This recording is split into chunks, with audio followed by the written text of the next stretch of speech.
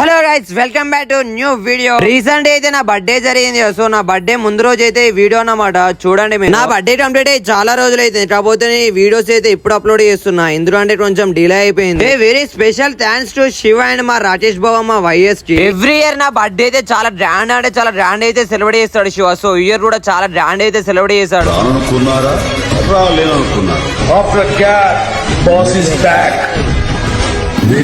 నా పేరు ఉండడం కాదు, నా పేరు మీదే రికార్డ్స్ ఉంటాయి.